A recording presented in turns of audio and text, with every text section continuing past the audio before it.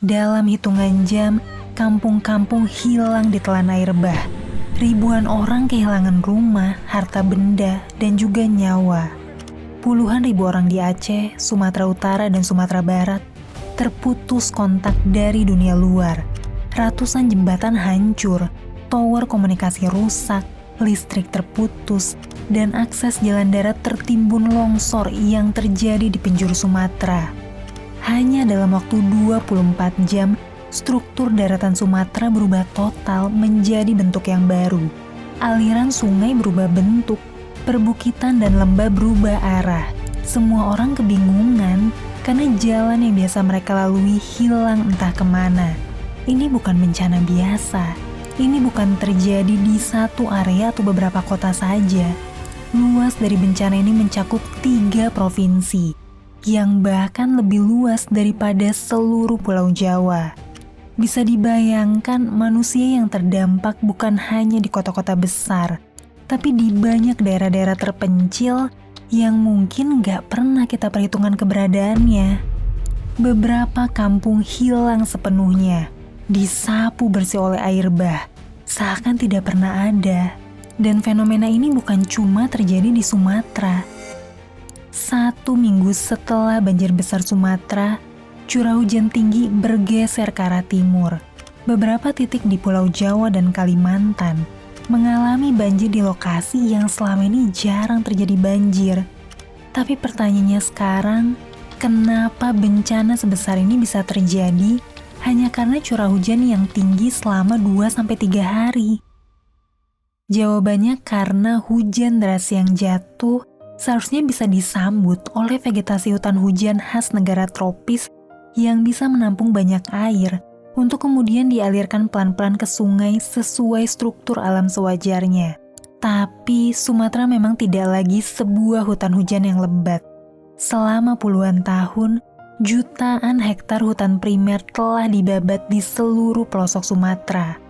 Pohon-pohon itu ditebang, kayunya dijual, disulap menjadi kebun sawit, atau bahkan menjadi tebing yang gundul dan menjadi bom waktu longsor.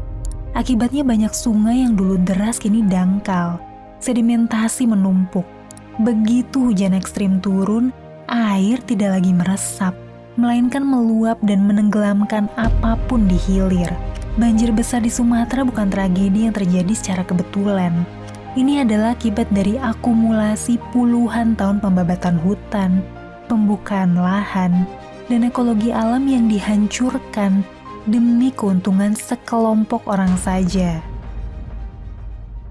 Kerusakan ekologis di Sumatera sudah jauh terjadi sejak tahun 1970-an, ketika negara menjadikan kekayaan hutan sebagai komoditas ekonomi dan juga sumber devisa negara.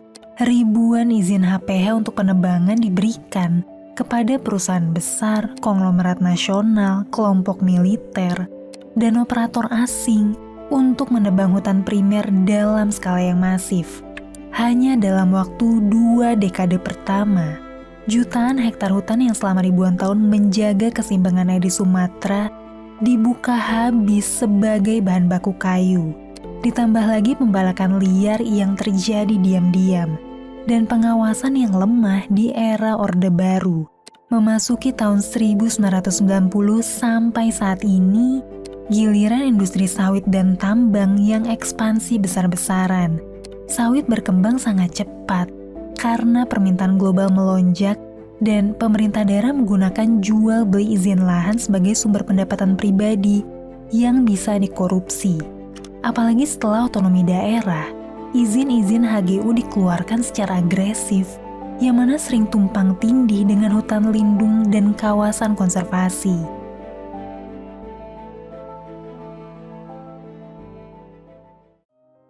Dalam 50 tahun terakhir, Pulau Sumatera berubah dari hutan hujan tropis yang sangat lebat menjadi pulau industri komoditas. Ekosistem airnya rusak, debit sungai jadi tidak stabil, dan struktur tanahnya rapuh juga lawan longsor. Padahal hutan itu bukan soal kelestarian alam dan satwa saja, tapi juga soal keselamatan manusia yang tinggal di pulau itu. Karena hutan sejatinya adalah spons raksasa di mana jutaan akar pohon besar itu bisa menyerap air, sekaligus menahan struktur tanah agar tidak longsor. Pepohonan yang rindang itu seperti kanopi raksasa yang memperlambat debit air yang turun. Dan ketika semua itu hilang, air hanya punya satu pilihan, turun secepat-cepatnya, seganas-ganasnya, dan melahap apapun yang ada di hadapannya. Banjir besar di Sumatera bukan tragedi mendadak. Ini adalah hasil akumulasi puluhan tahun pembabatan hutan, pembukaan lahan, dan juga tata ruang yang dihancurkan demi keuntungan jangka pendek. Fenomena ini disebut dengan ekonomi ekstraksi, sebuah pola pembangunan yang didasarkan pada mengambil sebanyak-banyaknya dari alam tanpa membangun kapasitas yang membuat daerah itu maju dalam jangka panjang. Ekonomi ekstraktif adalah model pembangunan yang paling primitif, paling konyol, dan paling tidak kreatif. Cukup tebang hutan, gali tanah, jual mentahannya, dan tutup mata sama kerusakan yang terjadi.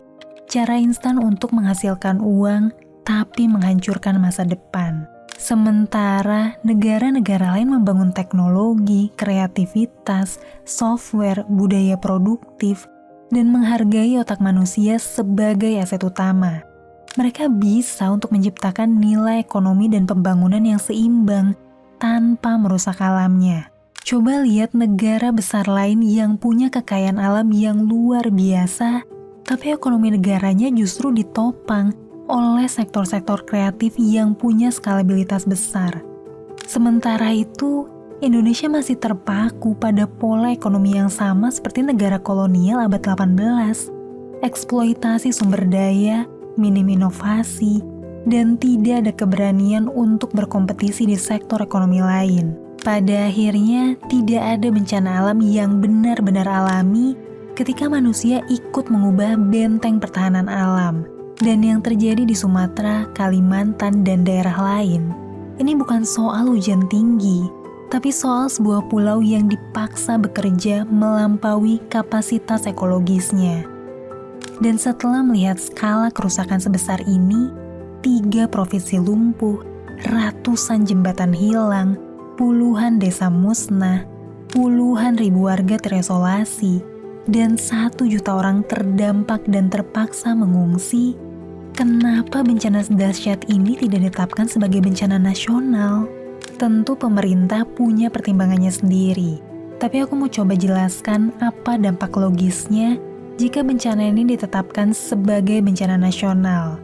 Pertama, begitu sebuah bencana ditetapkan sebagai bencana nasional, seluruh tanggung jawab dari pemerintah daerah akan berpindah ke pemerintah pusat. Itu artinya APBN harus digeser, perbaikan jembatan, relokasi, dan semua pemulihan bencana ini wajib dibiayai pusat. Dimana dengan skala sebesar ini, semua biaya pemulihan itu pasti tembus triliunan rupiah. Dan di tengah anggaran pemerintah yang terserap ke berbagai program besar seperti MBG, pengalihan anggaran ini akan berdampak pada banyak hal. Akan banyak anggaran jatah proyek lain yang dipotong, yang artinya banyak kepentingan politik yang terganggu.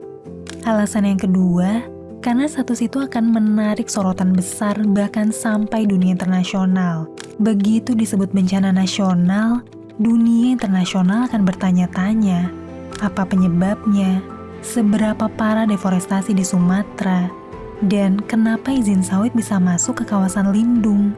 Pada akhirnya elit nasional tidak mau mengakui kegagalan struktural di sektor pelindungan kehutanan, perkebunan, dan tambang.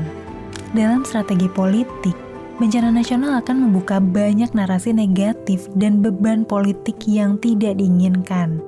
Di mana sayangnya dalam komunikasi politik, hal seperti ini seringkali dianggap lebih penting daripada nyawa manusia. Padahal jika kita bicara idealnya, seharusnya seluruh izin penebangan, pembukaan lahan, penanaman sawit, dan juga tambang di daerah rawan harus diaudit ulang. Gak ada jalan lain selama izin tumpang tindih dengan hutan lindung dan bukit rawan longsor, perbaikan apapun itu hanya sementara. Karena ini bukan bencana alam seperti gempa dan tsunami Aceh tahun 2004. di mana gempa dan tsunami sebesar itu mungkin hanya terjadi 100 tahun sekali. Tapi curah hujan tinggi akan terus datang dan kembali setiap tahun. Mau sampai kapan hal ini dibiarkan? Apakah Sumatera harus mengalami bencana seperti ini setiap peralihan musim hujan terjadi?